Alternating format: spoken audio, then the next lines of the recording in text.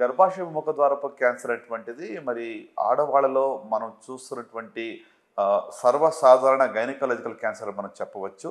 So ఈ యొక్క క్యాన్సర్ని పూర్తిగా నివారించేటువంటి యొక్క మార్గాలు ఉన్నప్పటికీ కూడా మనం దీన్ని నివారించలేకపోతున్నాము. సర్వసాధారణంగా మరి ఇండియాలో మనం చూస్తే సగటున సుమారుగా ప్రపంచవ్యాప్తంగా ఒక 6 లక్షల క్యాన్సర్లు ప్రతి సంవత్సరం గర్భాశయ ముఖద్వారపు క్యాన్సర్ వస్తూ ఉంటే ఒక 20% పైన ఇండియాలో మాత్రమే కనబడుతూ ఉన్నాయి.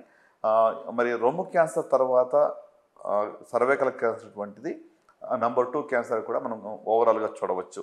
సో కనుక దీన్ని నివారించగలిగితే దీన్ని లేకుండా మనం చూడగలిగే ఒక అవకాశము మన జీవితకాలంలో మనకు అందుబాటులో ఉంది.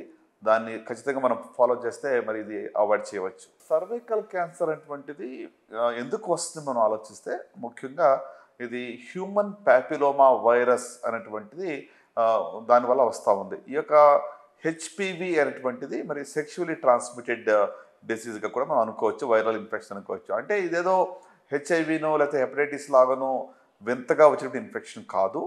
ఇది సర్వసాధారణంగా సుమారుగా 80-90% ఆడవాళ్ళలో ఈ యొక్క హెచ్పివి అనేటువంటి ఇన్ఫెక్షన్ ఉంటుంది.